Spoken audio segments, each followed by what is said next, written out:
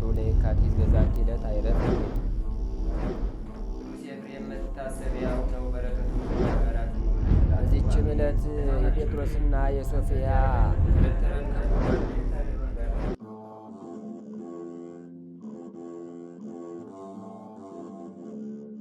በስማ በወልዶ መንፈስ ቅዱስ አህዱ አምላክ አመስራ ወሰሉሱ ለሐምሌ በዛቲ ዕለት ኮነ ሰማዕተ ቅድስት መሪና። አንድ አምላክ በሆነ በአብ በወልድ በመንፈስ ቅዱስ ስም ሐምሌ 23 በዚች ቀን ቅድስት መሪና ሰማዕት ሆነች። የዚችም ቅድስት የአባቷ ስም ዳኬዎስ ነበር። እርሱም በአንጾኪያ ሀገር ለጣዖታት ካህናት አለቃ ነበር። ያን ጊዜም ንጉሱም ከሃዲው ዳኬዎስ ነበር።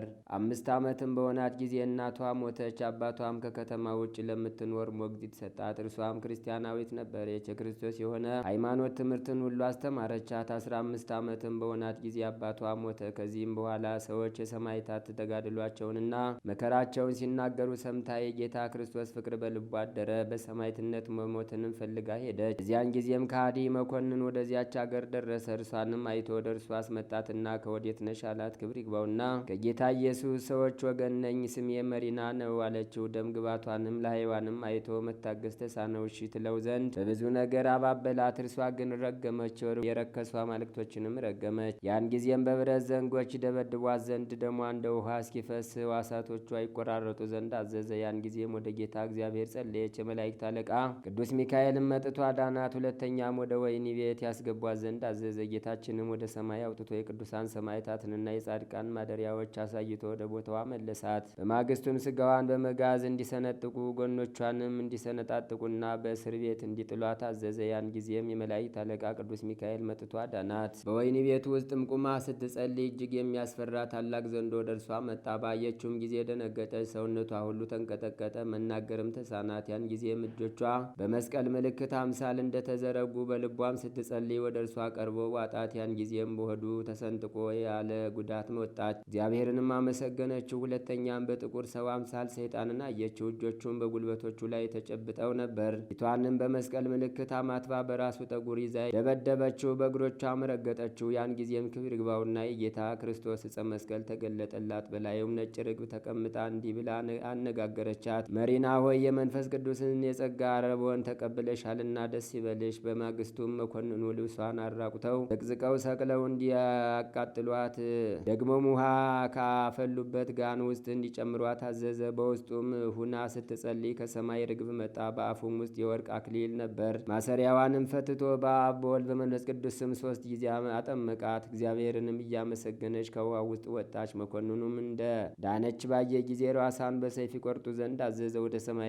ወደ ሰማዕትነቱ ቦታም በደረሰች ጊዜ ነፍሷን በፍቅር ይቀበል ዘንድ ወደ ጌታችን ጸለየች። ክብር ይግባውና ጌታችንም ተገለጠላት።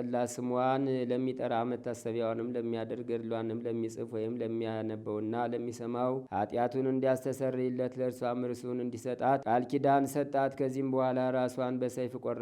ከእርሷ ብዙ ተአምር ተገለጠ። ዕውራን አይተዋልና፣ አንካሶች በትክክል ሄደዋልና፣ ደንቆሮችም ሰምተዋልና፣ ዲዳዎችም ተናግረዋልና፣ ቁጥር የሌላቸው ብዙ ሰዎችም ክብር ይግባውና በጌታችን ኢየሱስ ክርስቶስ አመኑ። ለእግዚአብሔር ምስጋና ይሁን። እኛንም በቅድስት መሪና ጸሎት ይማረን፣ በረከቷም ከእኛ ጋር ይኑር ለዘላለሙ። ሰላም ለመሪና ገባሪታ ኃይል ወመንክር ለለይ ጼው ስማ ውስጥ ተገጸ ኩሉ ብሔር ኃይለ ሰማያት ነሲኦን ነሲአን ዘይእቲ ምድር እስከፈጸመ ጸሎታ ለሰይጣን ህሱር ከማአሳይን ኬደቶ በእግር። በዚችም ቀን ከቀጰዶቅያ አገር ለንጊኖስ ሰማዕት ሆነ። ይህም ቅዱስ ከጲላጦስ ጭፍሮች ውስጥ ነበር። ጌታችን ኢየሱስ ክርስቶስ ስለ ዓለም ድህነት መከራ እንዲቀበል የፈቀደበት ሰዓት በደረሰ ጊዜ በእርሱ ላይ የፈለጉትን ያደርጉ ዘንድ ለአመፀኞች ፈቅዶላቸው ነበር። ይህም ለንጊኖስ ጌታን ይሰቅሉት ዘንድ ጲላጦስ ካዘዛቸው ወታደሮች ውስጥ ነበር። በመስቀል ላይ ከሞተ በኋላ ጌታችንን የቀኝ ጎኑን ወጋው፣ ከጎኑም ደምና ውሃ ፈሰሰ። ይህንንም አይቶ እጅግ አደነቀ። ከዚህም በፊት ፀሐይ እንደጨለመ፣ ጨረቃ ደም እንደሆነ፣ አለቱም እንደተሰነጣጠቀ፣ ሙታንም እንደተነሱ አይቶ ነበር። ጌታችንም በተነሳ ጊዜ ስለ ትንሣኤው የሆነውን ሰምቶ ይህን ምስጢር ይገልጽለት ዘንድ ወደ እግዚአብሔር ጸለየ። ሐዋርያው ጴጥሮስንም ላከለት። እርሱም ነቢያት ስለ ጌታችን ስለ መከራው፣ ስለ መሰቀሉ፣ ስለ መሞቱ፣ ስለ መነሳቱ፣ ስለ እርገቱም ትንቢት እንደተናገሩ ነገረው። እርሱም ከቅድስት ድንግል በስጋ ተወልዶ ዓለምን ለማዳን የመጣ የሕያው እግዚአብሔር ልጅ ክርስቶስ እንደሆነ አስረዳው። ያን ጊዜም በቅዱስ ጴጥሮስ ቃል አመነ። የምድራዊ ንጉሥ አገልግሎትንም ትቶ ወደ ቀጰዶቅያ ሄዶ በውስጧም ክብር ይግባውና በጌታችን በኢየሱስ ክርስቶስ ስም እንደ ሐዋርያት ሰበከ። አይሁድም በጠላትነት ተነሱበት፣ በመስፍንም ዘንድ ከሰሱት። በላዩም የሐሰት ምስክር አስነሱበት። ስለዚህም ራሱን በሰይፍ አስቆረጡት። የሰማዕትነትንም አክሊል በመንግሥተ ሰማያት ተቀበለ። ለእግዚአብሔር ምስጋና ይሁን፣ እኛንም በቅዱሳን ጸሎት ይማረን ለዘላለሙ። ሰላም ለለንጊኖት ዘሂሩተ አምላክ ቀጸበቶ ለጴጥሮስ ረዶ ከመይቶ ከብት ትምህርቶ ከመያሐስብ ቦቱ ዘኩናተ እዱ ርግዘቶ ባህታዊሁ ለዘፈቀደ ሞቶ ምህረቶ ሴብ ዋዲ ትግስቶ። በዚችም ቀን የአብ ጥልማወስ መታሰቢያው ነው። በረከቱም ከእኛ ጋር ትኑር ለዘላለሙ። እንደ አምላክ በሆነ በአብ በወልድ በመንፈስ ቅዱስ ስም ሐምሌ 24 በዚች ቀን ከደቡባዊ ግብጽ ከታችኛው ምድር አውራጃ ከንሂሳ ከተማ ቅዱስ አባ ኖብ ሰማዕት ሆኖ አረፈ።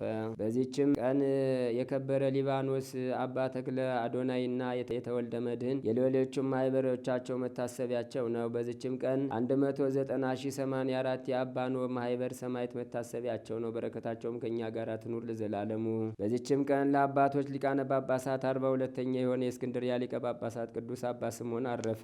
ከአቅረብኩ ማሕሌታ ዘኪርያ ይላፈምን ለተጸምዱ ከዘልፈለላ አነብቶ ከብዘንዴቴ መጽሐፈን ተረሰይ ከግዚኦ ጸዲቀ መበለት ኩፈም ብላቡላን ዘተርፈ ነቢያት ቅዱሳን ሐዋርያት ሰባክያን ሰማዕቶ ጻድቃኖ መላእክት ጓን ደናግል አድኅዩ መነኮሳት ሄራን ባርኩ ባርኮ ጉባኤ ዛቲ መካን እስከ አረጋዊ ሊቆንውስ ሕፃን ለዘጸሐፎ በክርታስ ወለዛ አጻፎን ዘይደርሶ ለዛ አንብቦ ለዘተርጎሞ በልሳን አዲስ ወለዘ ሰማ ቃሎ በዝነ መንፈስ በጸሎተሙ ማርያም አራቂተ ኩሉም ባይ ስቡረ መሐረነ ኢየሱስ ክርስቶስ። ተአምሪሁ ለቅዱስ ጊዮርጊስ ጸሎቱ ወበረከቱ ይሃሉ ምስለ ኩልነ ህዝበ ክርስቲያን ለዓለም ዓለም አሜን። ልመናውና በረከቱ አማላጅነቱ ለዘላለም በእውነት ለሁላችን ደርብንና ሰማዕቱ ቅዱስ ጊዮርጊስ ያደረገው ተአምሬ ነው። ወዳጆቼ ሆይ ብባ በሚባል ሀገር በጦርነት ጊዜ የቅዱስ ጊዮርጊስ ስዕል ያደረገውን ተአምር ስሙ። ቤተ ክርስቲያን በተሰራች ጊዜ ካህን ሾሙላት። እርሱም በሞተ ጊዜ ልጁን ካህን አድርገው ለዚች ቤተ ክርስቲያን ሾሙላት። ሟቹም ካህን ከመሞቱ በፊት የሊቀ ሰማዕታት ቅዱስ ጊዮርጊስ ስጋውን በስውር ተቀምጦ ያለበትን ቦታ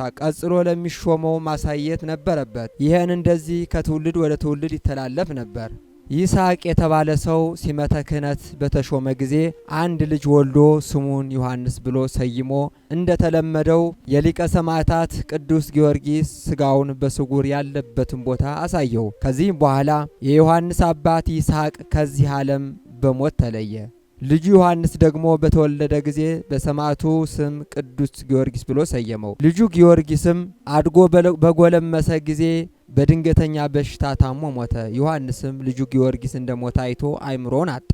በድኑንም ተሸክሞ ሄዶ በቤተ ክርስቲያኑ ፊት ለፊት አስተኛው። ታቦተ ሕጉ ካለበት ቤተ መቅደስ ገብቶ በምስራቅ በኩል ባለው እምነት ትንሽ ፈንቀል አድርጎ የሊቀ ሰማዕታት ቅዱስ ጊዮርጊስ ስጋ ከሚገኝበት ቦታ በታላቅ ቃል ጮኸ። ኃያሉ የእግዚአብሔር ሰማዕት ቅዱስ ጊዮርጊስ ወይ እዘንልኝ፣ ያለ እርሱ ልጅ የለኝምና ከእኔ አገልጋይ አገልግሎትን ማን ይረከባል?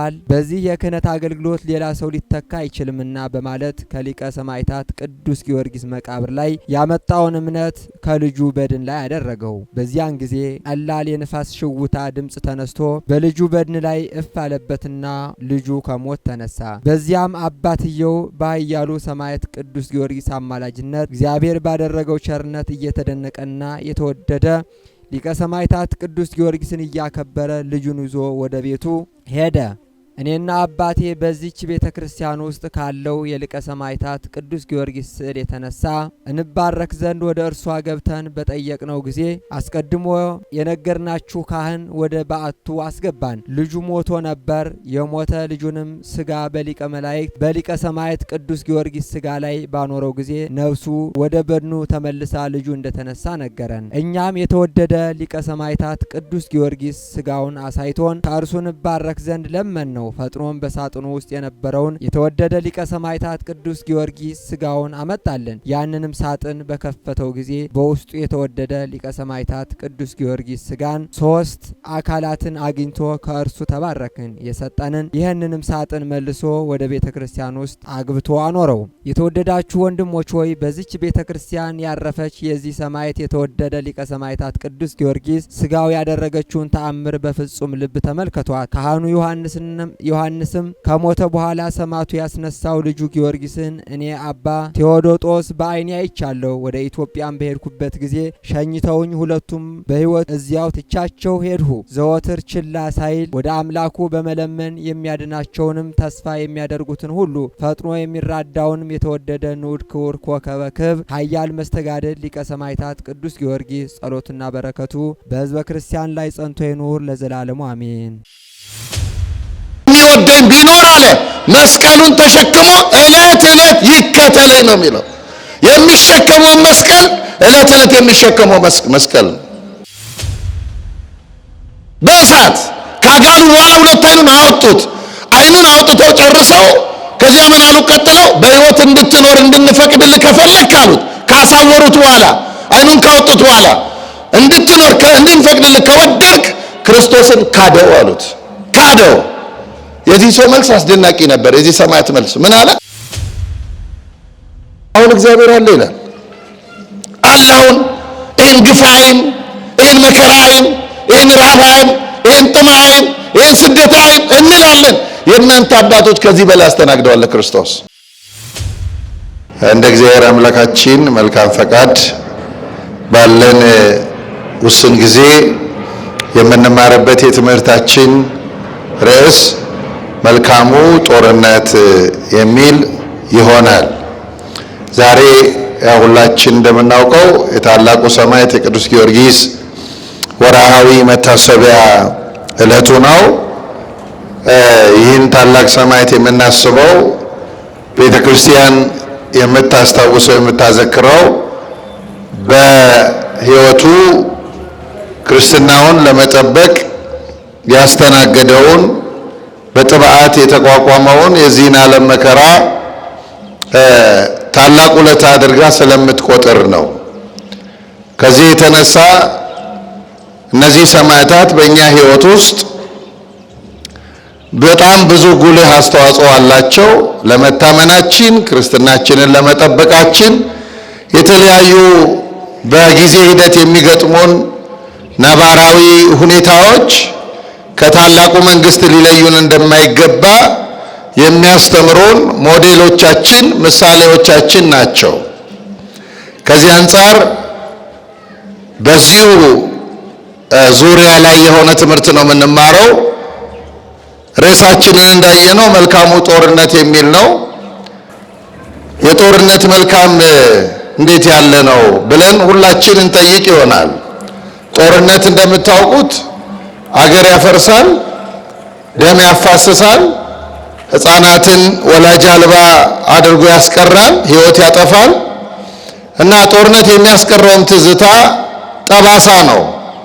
የሰው ልጆች ማንነት የሚታመምበት ጤነኛ በጦርነት በኩል እንደውም ያለፉ ሰዎች ጦርነት በጣም ትልልቅ ጦርነት በሚደረግባቸው አካባቢ የሚኖሩ ሰዎች ሕፃናት ላይ የሚያሳድረው ስነ ልቡናዊ ቀውስ ቀላል አይደለም። በሕይወት እንኳ ቢተርፉ ትልልቅ ሰዎችም ቢሆኑ ሰው በተፈጥሮ ሰላምን ውስጡ ሰላምን ስለሚፈልግ እንዲህ ያለ ሁኔታ በተስተናገደባቸው አካባቢዎች የሚኖሩ ሰዎች የአእምሯቸው መቃወስ ቀላል አይደለም የሆነው። ከዚህ አንጻር እኛ ግን ዛሬ የምናየው ስለ መልካሙ ጦርነት ነው። እንዴት ያለ ነው ይሄ መልካም ጦርነት?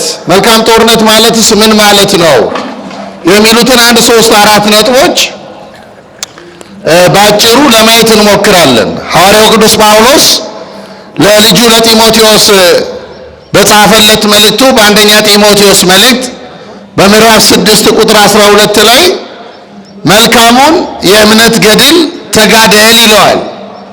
ይሄ ሐዋርያው ቅዱስ ጳውሎስ ለልጁ ለጢሞቴዎስ የሰጠው አደራ ነው። አንደኛ ቅዱስ ጳውሎስ ያለፈበት መንገድ ክርስቶስን ለመስበክ፣ ክርስቶስን ለመኖር፣ ቤተክርስቲያንን ለማስፋት ያለፈበት መንገድ ቀላል መንገድ አይደለም። ያስተናገደው መከራ ቀላል መከራ አይደለም። ራሱ ቅዱስ ጳውሎስ በብዙ መልእክታቶቹ ጽፎልናል የገጠመውን ነገር። ከዚህ አንጻር ልጁ ጢሞቴዎስም እንዲህ ያለው ነገር ሲገጥመው እነዚህ የገጠሙት ነገሮች እንዳይሰብሩት ይልቁንም አሸንፎ ማለፍ እንዲችል መልካሙን የእምነት ገድል ተጋደል ይለዋል። የዚህ ጦርነት መልካምነት መልካም የሚያሰኙት ምን እንደሆኑ እናያለን። ከዛ አስቀድሞ ግን እንደው ጦርነቱ መልካም የሚያሰኘው የኛ ጦርነት መንፈሳዊ እንጂ ስጋዊ አለመሆኑ ነው። የክርስቲያን ጦርነቱ መንፈሳዊ ጦርነት ነው። ክርስትና ስጋዊ ጦርነትን አይደግፍም። ጦርነትን የሚደግፍ ክርስትናም የለም። ሰዎች ሞዲፋይ ካላደረጉት በስተቀር በክርስቶስም አልተማርንም፣ ከሌሎች ቅዱሳንም አልተማርንም። ክርስትና ሰላምን የሚሰብክ ነው። ክርስትና ሁልጊዜ ሰዎች እግዚአብሔር በፈቀደላቸው የዕድሜ መጠንና ልክ በዚህ ምድር ላይ ለምድሪቱ ጤናማ ስርዓት ምክንያት ሆነው እንዲኖሩ እንጂ ክርስትና ጦርነትን አያበረታታም፣ አያስተምርም። ቤተክርስቲያንም አታስተምርም። ስለዚህ የክርስቲያን ጦርነቱ መንፈሳዊ ጦርነት ይባላል። ይሄ መንፈሳዊ ጦርነት ደግሞ የምንዋጋቸው ኃይላት አሉ። እነዚህ ኃይላት በዓይን የማይታዩ ናቸው። ራሱ ክርስትናው ጦርነቱን መንፈሳዊ የሚያደርገው የምንዋጋቸው ኃይላት የምንመለከታቸው አይደሉም፣ የምናያቸው አይደሉም፣ ረቂቃን ናቸው። በዓይነ ሥጋ የማይታዩ ስለሆኑ በልብ የሚደመጡ ናቸው። በአእምሯችን፣ በነፍሳችን፣ በልባችን እነዚህም በሀሳባችን ጭምር የሚደመጡ ናቸው። ውስጥን በማድመጥ የምንረዳቸው ናቸው። ሰው ክርስቲያን ሆኖ ለመኖር ውስጡን የሚያዳምጥ መሆን አለበት። የብዙ ሰዎች ችግር ውስጣቸውን አያዳምጡም። ክርስትናቸውን አእምሯቸው ላይ በሚመላለስ እውቀት ብቻ ነው የሚለኩት። ክርስትና ስጋን፣ ነፍስን፣ መንፈስን የሚቀድስ ሕይወት ነው። እነዚህን ሁሉ የሚያስተባብር ሕይወት ነው። ክርስትና ውጫዊ ብቻ አይደለም። በውጭ በምንለብሳቸው ነጠላዎች፣ ካባዎች፣ ቀሚሶች ብቻ የሚገለጥ አይደለም። ክርስትናችን ይልቁኑ በታላቅ ክብር ሊገለጥ የሚገባው በውስጣችን ነው። በውስጣቸው ክርስትናቸውን መግለጥ የሚችሉ ሰዎች ይህንን የሚገጥማቸውን ጦርነት በቀላሉ ማሸነፍ የሚችሉ ናቸው። በቀላሉ መንፈሳዊ ጦርነት የዕለት ተዕለት እውነታ ነው። የሆነ ዘመን ጠብቆ የሚመጣ አይደለም። አሁን በዓለማችን ላይ በጣም ብዙ ጦርነቶች አሉ። እንደምታውቁት ሀገራችን እያስተናገደች ነው። እርስ በርሱን በተለያየ ሚዲያዎች የምንመለከታቸው ጦርነቶች አሉ። እነዚህ ጦርነቶች የየራሳቸው ምክንያቶች ይኖራቸዋል፣ ጊዜም ይኖራቸዋል።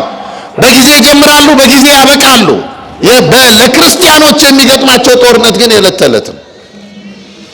ዛሬ አሁን እዚህ ጠዋት ቤተክርስቲያን መጥተናል። በዚህ ቀን በውሏችን የሚገጥመን ጦርነት አለ፣ ክርስትናችንን የሚፈትን።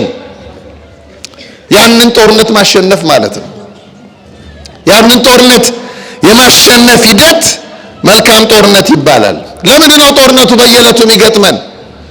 እኛ በቅድስና ለማደግ እንፈልጋለን። እኛ የክርስቶስን ፈቃድ ለመፈጸም እንፈልጋለን። ወደ ክርስቶስ ለመቅረብ፣ የእግዚአብሔርን መንግሥት ለመውረስ እነዚህን እንፈልጋለን። እነዚህን ደግሞ ለማሟላት ስንፈልግ ይህንን ከሚያፈልጉ ከእግዚአብሔር ከሚያርቁን ይህንን ከማይፈልጉ መክበራችንን ከማይወዱ ኃይላት ጋራ እንታገላለን እና ይህን ጦርነት እኛ ስንታገል ለምንድን ነው የምንታገለው? እንደው እንዲህ ያለ ጦርነት ለምንድን ነው የሚመጣው? እንደው ዝም ብለን እግዚአብሔርን አባታችን ብለን ስሙን ጠርተን ቤተክርስቲያን ተሳልመን እንዲህ ባለ መንገድ መኖር እየቻልን ለምንድን ነው ጦርነትን የምናስተናግደው ብለን ብዙዎቻችን እንጠይቅ ይሆናል። አንዳንድ ሰው እንደውም የዋ ነው።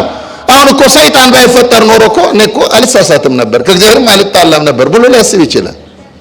የሞኝ ሐሳብ ሊያስብ ይችላል። አያችሁ፣ የሞኝ ሐሳብ። ክርስትና ይሄ መልካም ጦርነት በክርስቶስ ተመርቆ የተከፈተ መንገድ ነው። ተመልከቱ፣ የከፈተው መንገዱን ክርስቶስ ነው መርቆ የከፈተው።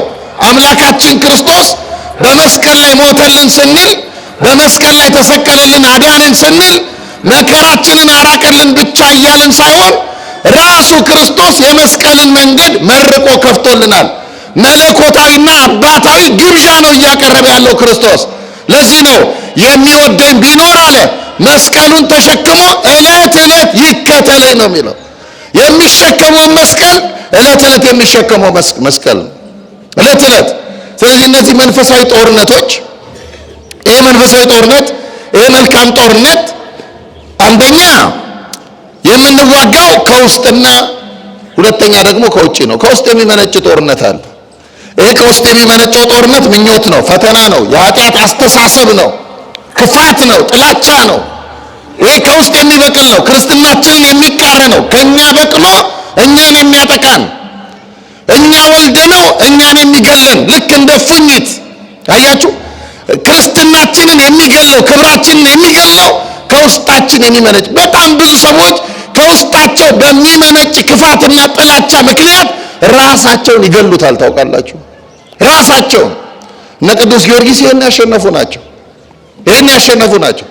አሁን እኮ በጣም ቀላሉን ነገር ሰው ትልልቁን ኃጢአት እኮ ማሸነፍ ያልቻልነው፣ ትልልቁን ክፋት ማሸነፍ ያልቻልነው ትንሹን ለሰው በጎ ማሰብን እኮ መፍጠር በውስጣችን አለመቻለን። በጣም ትንሽ አያችሁ፣ በጣም ትንሽ ግን ገዝፎ የሚታገለን። ስለዚህ ሰው ከውስጡ በሚመነጭ ምኞትና አስተሳሰብ ጦርነት ውስጥ ይገባል። አንዱ ይሄ ነው። ሁለተኛው ደግሞ ከውጭ የሚመጣ ከአጋንንትና ከክፋት ኃይሎች የሚመጣ ጦርነት አለ። እነዚህን ጦርነቶች ነው ማጤን የሚገባን። ቅድም እንዳልኳችሁ ብዙ ጊዜ የምንፈተነው ከመጨረሻው ግባችን፣ የአንድ ክርስቲያን የመጨረሻ ግቡ ምንድን ነው? የአንድ ክርስቲያን የመጨረሻ ጫፉ ምንድን ነው ብላችሁ ብትጠይቁ የክርስቲያን ትልቁ ግቡ ክርስቶስን ወደ መምሰል መድረስ ነው። ትልቅ ነው ግቡ፣ ትልቅ ነው። ቤተክርስቲያን መምጣት፣ አስራት ማውጣት፣ መጸለይ፣ ማስቀደስ፣ ወንጌል መስማት፣ መዘመር ብቻ አይደለም። እነዚህ ትንሽ ስራዎች ናቸው። ትልቁ እነዚህ መሰረቶች ናቸው። ትልቁ የክርስቲያን ግቡ አምላኩ ክርስቶስን ወደ መምሰል መድረስ ነው። መቼ ነው የምንደርሰው? እዛ ነው ጥያቄው። አያችሁ፣ በዚህ ጦርነት ውስጥ አልፈን ነው የምንደርሰው። ያን መልክ በቀላሉ አናመጣም። ያን መልክ ለማምጣት የሚገጥመን ፈተና አለ። ስለዚህ ወደ መንግስተ ሰማያት የሚጓዙ ሰዎች ሁልጊዜ ምን አለባቸው? ትግል አለባቸው። ለዚህ ነው የብዙ ቅዱሳን አባቶቻችን ገድለ ገሌ፣ ገድለ ጊዮርጊስ፣ ገድለ መርቆሬዎስ፣ ገድለ ምናምን የምንላቸው ዝም ብሎ አይደለም፣ ተጋድሏቸው ነው። በቤተ ክርስቲያን ሕይወት ውስጥ ያስተናገዱት መከራ ነው እና አባቶቻችን ግን መከራውን በደንብ አጣጥመውታል። ማጣጣም ብቻ ሳይሆን መከራውን በጸጋ ተቀብለው አሸንፈው ድል ነስተው ዲያብሎስን አሳፍረው የእግዚአብሔር መንግስት ለመውረስ በቅተዋል። አንድ በዘመነ ሰማዕታት የነበረ አባት ስሙ አይረሳኝ፣ አላስታውሰውም፣ ልጅ ሆኜ ያነበብኩት ስለሆነ እና አረማውያን ምን አደረጉት? ገና ክርስቶስን በማምለኩ ምክንያት ብቻ በጋለ ምስማር ሁለት አይኑን አወጡት። አይኑን ማውጣታቸው ብቻ አይደለም፣ ምስማሩን አግለውታል በእሳት። አያችሁ፣ አሁን ማን ነው የሚቀበለው? በእሳት ካጋሉ በኋላ ሁለት አይኑን አወጡት። አይኑን አውጥተው ጨርሰው ከዚያ ምን አሉ? ቀጥለው በሕይወት እንድትኖር እንድንፈቅድልህ ከፈለክ አሉት። ካሳወሩት በኋላ አይኑን ካወጡት በኋላ እንድትኖር እንድንፈቅድልህ ከወደድክ ክርስቶስን ካደው አሉት። ካደው። የዚህ ሰው መልስ አስደናቂ ነበር። የዚህ ሰማዕት መልስ ምን አለ? አይ እኔ እኮ ከክርስቶስ ጋር ኪዳን የገባሁት አይንን ብቻ እስክሰጠው ሳይሆን ነፍስ እንኳ ብጠይቅ ልሰጠው። አይ ነፍስ። ስለዚህ እኔ ክርስቶስን አልክደውም አለ። ያኔ የአረማዊ ንጉሥ ምን አደረገ? ንጉሡ ወታደሮቹ መልእክት ሰጡት። አልክደውም ብሏል ይሄ ሰው፣ አይኑ የወጣው ሰው ሲሉት በዚህ ሌሊት በሰይፍ አንገቱን ቀልታችሁ ሸኙት አለ። ከዚህ ያለማያችሁ ይሄን ፍርድ ሰማ። ልክ ፍርዱ እንደሰማ ደቀ መዛሙርቱን ሰበሰባቸውና ምን አላቸው? ደቀ መዛሙርቱን በሃይማኖት ጽኑ፣ በርቱ፣ ጠንክሩ። እኔ ተመልከቱ ለክርስቶስ አይኔን ሰጥቼዋለሁ። እናንተ ደግሞ ከዚህ በላይ ልትጠየቁ ትችላላችሁ። ስትጠየቁ እንዳትነፍጉ፣ ክርስቶስ ለእናንተ ነፍሱን ሰጥቷቸዋል። ይህን እንዳትረሱ። ስለዚህ እምነታችሁ እንዲህ ባለ መንገድ ጠብቁ አለና ምን አለ በኋላ? እኔ አለ ከእናንተ ጋር በዚህ ምድር ሳለሁ ምሳ በላሁ፣ ዛሬ በዚህች ሌሊት ከክርስቶስ ጋር ራት ልበላ ተዘጋጅቻለሁ። አያችሁ፣ በሰይፍ በኩል የት እንደሚሄድ ገብቶታል። ክርስቲያኖች አሁን ስትራቡ፣ ስትጠሙ፣ ስትቸገሩ፣ ስትሰደዱ፣ ስትፈናቀሉ በዚህ ምክንያት እነዚህ በዚህ ምድር ላይ በሚገጥሟችሁ ጊዜያዊ ምክንያቶች በልባችሁ ክርስቶስን ምን አድርጋችሁ ነው የምትስሉት? እንዲህ ሲገጥማችሁ አያችሁ። ብዙ ሰው ምን ይላል? አሁን እግዚአብሔር አለ ይላል። አለ አሁን ይህን ግፋይም፣ ይህን መከራይም፣ ይህን ረሃባይም፣ ይህን ጥማይም፣ ይህን ስደታይም እንላለን። የእናንተ አባቶች ከዚህ በላይ አስተናግደዋል ለክርስቶስ፣ ከዚህ በላይ። ለዚህ ነው መኑ ያድገነ ፍቅሮ ለክርስቶስ ከክርስቶስ ፍቅር የሚለየን ማን ነው ይላል ቅዱስ ጳውሎስ። አያችሁ ማን ነው አስቀምጧል። ረሃብ ነው፣ ሰይፍ ነው፣ ችግር ነው፣ መከራ ነው፣ ስቃይ ነው። ስለ እርሱ ቀኑን በሙሉ እንገደላለን፣ እንደሚታረዱ በጎችም ቢሆን እንቆጠራለን። አላያችሁ እንደሚታረዱ በግ እንደ በግ ታርደውለታል። ለምን? መዳረሻ ግባቸው ስለገባቸው። ክርስቲያን አንድ ክርስቲያን የመዳረሻ ግቡ ሲገባው ይሄ መልካም ጦርነት እለት እለት ይገጥመዋል ማለት ነው። እለት እለት ለዚህ ነው የአባቶቻችን ሕይወት ቅድም እንዳልኳችሁ የዕለት ተዕለት ፈተና ስለሆነ የዕለት ተዕለት ጦርነት ስለሆነ የቤተክርስቲያን ሕይወት የቅዱስ የክርስቶስ አምላካችንም ሕይወቱ ይሄ ነበረ። እንደምናውቀው ክርስቶስ የተወለደ ማን ነው? መከራ የጀመረው ክርስቶስ በቢታንያ ነው። ያረገውን በቢታንያ ነው። የክርስቶስ እርገቱም ቢታንያ ነው። መከራውንም የጀመረው ቢታንያ ነው። በቢታንያ ክርስቶስ ልክ ሊሰቀል ሲል ዋዜማው ላይ ጸሎት አድርጓል። ሲጸልይ ምን አለ? አባት ሆይ ቢቻልስ ይህች ጽዋ ከእኔ ትለፍ አለ። ነገር ግን ያንተ ፈቃድ እንጂ የኔ ፈቃድ አይሁን። የመከራውን አሰቃቂነት ሲገልጠው ቢቻልስ ይህች ጽዋ ትለፍ አለ። መከራው ደግሞ የማይቀር መሆኑን ሲያስረዳ ምን አለ? ያንተ ፈቃድ ይሁን እንጂ የኔ ፈቃድ ግን አይሁን። አያችሁ ቢታንያ ቤተ ክርስቲያን ናት። ቢታንያ ለቅሶም ደስታም አለባት። ቢታንያ አልዓዛር ወንድማቸው ሞቶባቸው ማርታና ማርያም አልቅሰውባታል። ቢታንያ አልዓዛር ወንድማቸው ተነስቶላቸው ደግሞ መልሰው እንባቸውን በደስታ ለውጠውባታል። ቢታንያ ክርስቶስ መከራ ተቀብሎባታል። ቢታንያ ደቀ መዛሙርቱ እየተመለከቱት ክርስቶስ ደመና እየተቀጠቀ ወደ ሰማይ ወጥቶባታል። ይህቺ ቤተ ክርስቲያን ናት። እናለቅሳለን፣ እንደሰትባታለን፣ እናዝናለን፣ ደግሞ ተመልሰን ሐዘናችን ይታበስባታል፣ እንባችን ይታበስባታል፣ ሐዘናችን ቁስላችን ይፈወስባታል። የቤተ ክርስቲያን ሕይወት ይሄ ነው። በመከራ ውስጥ አልፎ መደሰት፣ በጦርነት ውስጥ አልፎ ለክብር መብቃት። ሰይጣን ክፉ ነው። ብዙ ጊዜ ሰይጣን ኮንፈርት ዞን ያመቻቻል። አሁን ወጣቶችን የሚያታልላቸው በዚህ ነው። ምንም ያታልላቸው በቀላሉ እግዚአብሔርን ማግኘት የሚቻል አድርጎ ያሳያቸዋል።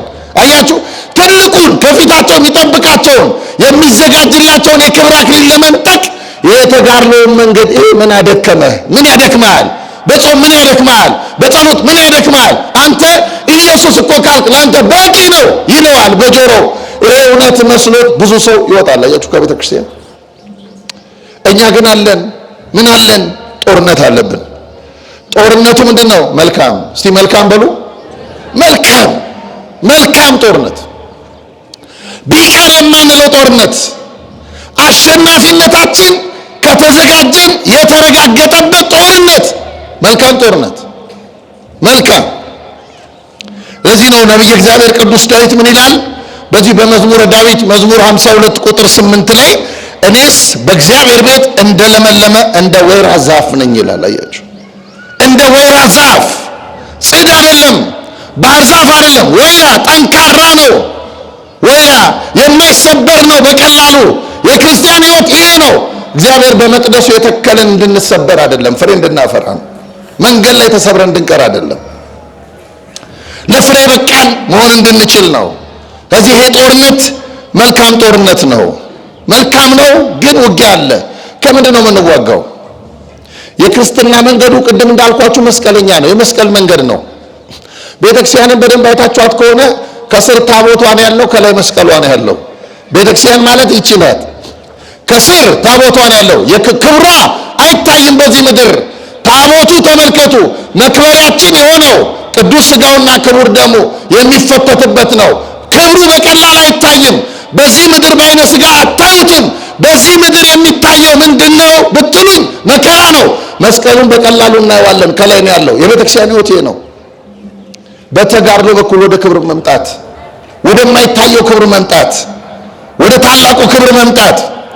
እኛ ውጊያችን ታዲያ ከምንድን ነው? አንደኛ ከዲያብሎስ ጋር ነው የምንዋጋው። ከማን ጋር አልኳችሁ? አይዟችሁ ንገሩኝ። ከማን ጋር? አሁን ሰይጣን የሚወደን ይመስላችኋል? አስባችሁ ታውቃላችሁ? አንድ ሰው እኮ ሊያስብ ይችላል።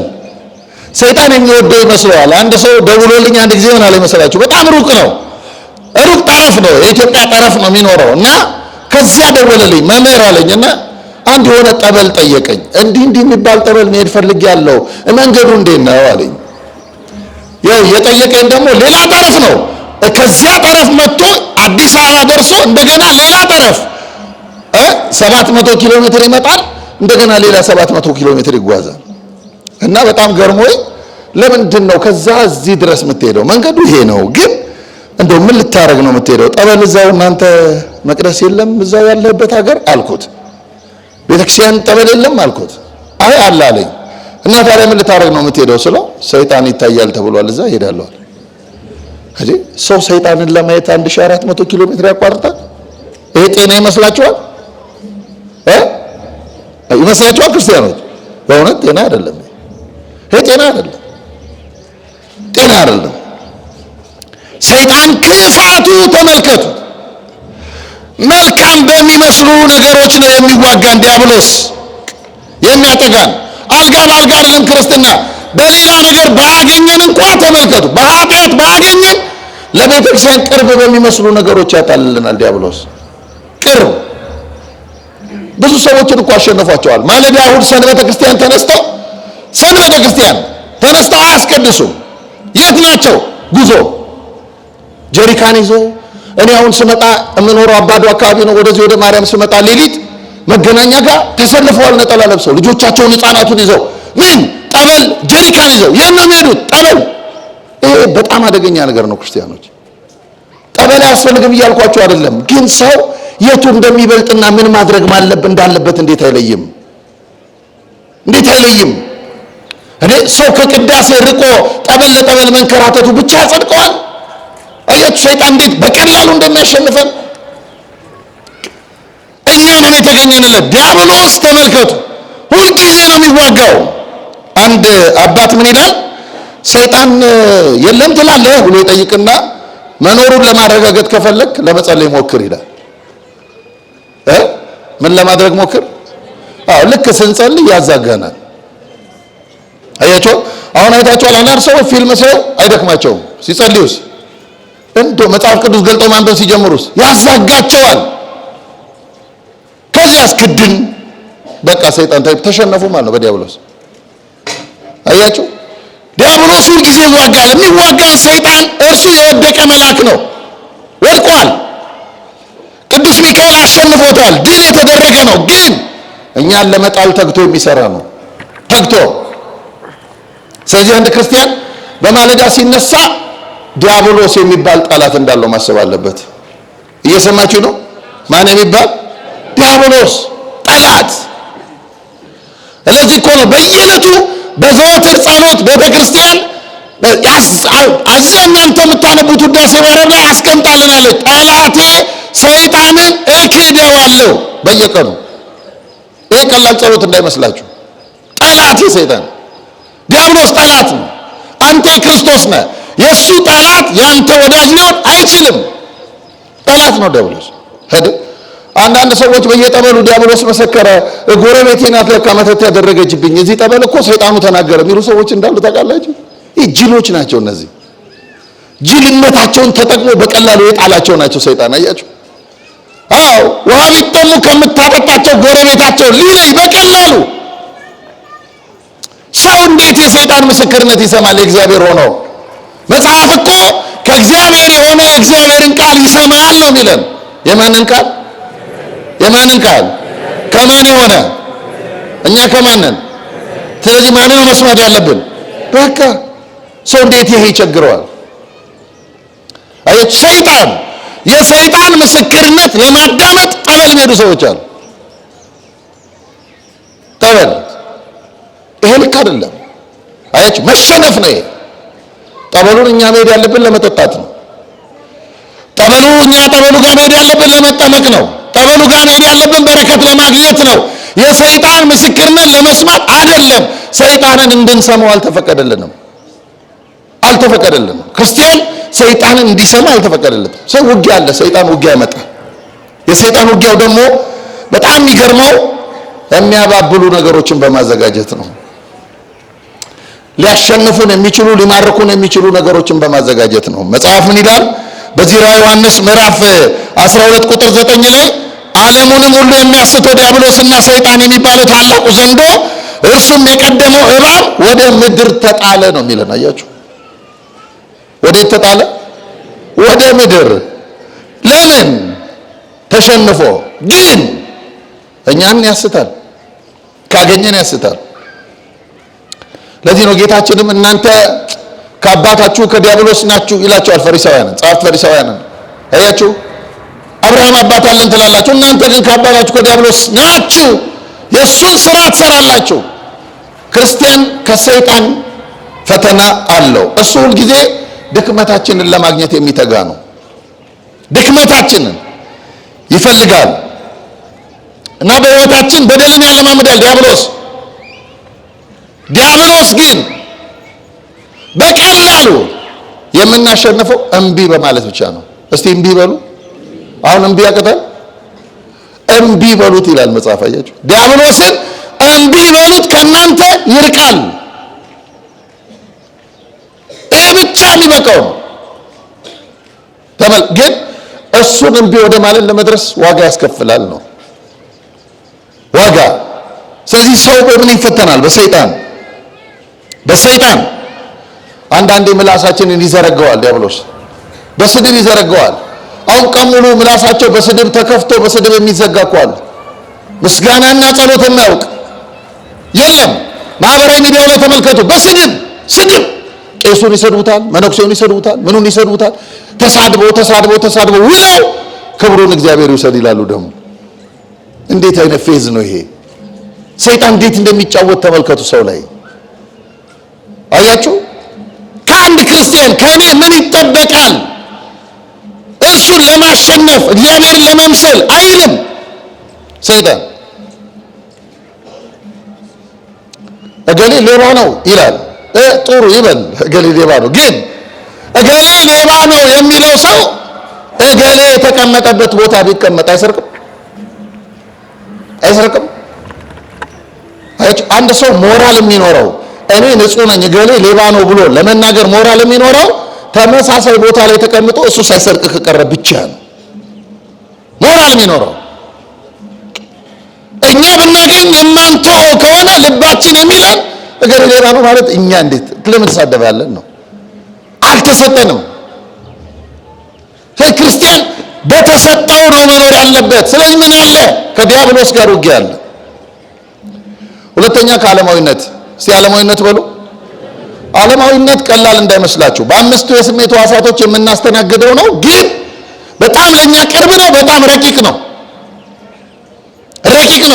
አሁን ዓለማችን ወደ ፖስት ሞደርኒዝም ይሉታል ነጮቹ። ድህረ ዘመናዊነት አርጅቷል። ዘመናዊነት የሚባለው ራሱ ዓለማዊነት ነው። በጣም የሚገርመው ዘመናዊነት የሚባለው ወደ 500 ዓመት በዚህ ዓለም ላይ ተጉዟል። ምዕራባውያኑ ተጠቅሞበታል። ክርስትናን እንደ ተረት የሚቆጥር ነው። እውነት አለ፣ እውነት ግን ክርስቲያን አይደለም። እውነት በሳይንስ መረጋገጥ አለበት ይል የነበረ ነው። አሁን ደግሞ ፖስት ሞደርኒዝም የሚለው ምን መሰላችሁ? አይ እውነት የሚባል ነገር የለም። እውነት የሆነ አንድ ማህበረሰብ ተስማምቶ ሊፈጥረው የሚችለው ጽንሰ ሐሳብ እንጂ እውነት የለም። እግዚአብሔር አለ ያለንም የሆነ ዘመን ያለ ማህበረሰብ ተስማምቶ የፈጠረው ስለሆነ ነው። የለም፣ እውነት የለም፣ እግዚአብሔር የለም። እዚህ ደርሷል ዓለም። እዚህ መድረስ ብቻ አይደለም፣ በጣም አስደንጋጭ የሚመስሉ ነገሮችን ልንገራችሁ። ግን የምንጋፈጣቸው እውነታዎች አሁን ጀርመን ውስጥ ሰው ዋጋ እያጣ ነው። በነገራችን ላይ ከኦርቶዶክሳዊት ቤተክርስቲያን የወጣ ሰው ለሰው ክብር አይኖረውም። የትም ሰውን አያከብርም። ሰው ዋጋ አሁን ፖስት ሞደርኒዝም ሰውን ዋጋ እያሳጣው ነው። ልክ አሁን እንቁላል እንደምታዩት በዚህ በፈርቲላይዚንግ ሲስተም ከጫጩቷ ወስዶ እንቁላሉን ፋብሪካ ውስጥ ከተው ቶሎ በአጭር ጊዜ ዶሮ አድርገው እንደሚያወጡት ሰው እንዲህ ማውጣት ጀምረዋል። ታውቃላችሁ? ግን ምን መሰላችሁ የሚያደርጉት? ያስደነግጣል። እናቶችን ያስደነግጣቸዋል። ወጣቶች ግን ስሙት። ምንድነው የሚያደርጉት? ከሴት ደም ይወስዳሉ፣ ከወንድ ዘር ይወስዳሉ። ተመልከቱ። ከሴቷ እንቁላል ይወስዳሉ፣ ከወንዱ ዘር ይወስዱና ፋብሪካ ውስጥ ከተው። አሁን ጀርመን ወደ 50 ሺህ የሚሆን እያደጉ ነው ልጆቹ። ግን ምን መሰላችሁ ከባዱ እነዚህ ልጆች አባት ምንጭ የላቸውም። አባት አያውቁም፣ እናት አያውቁም፣ ሰውነት አያውቁም። ሮቦት ናቸው ማለት ነው።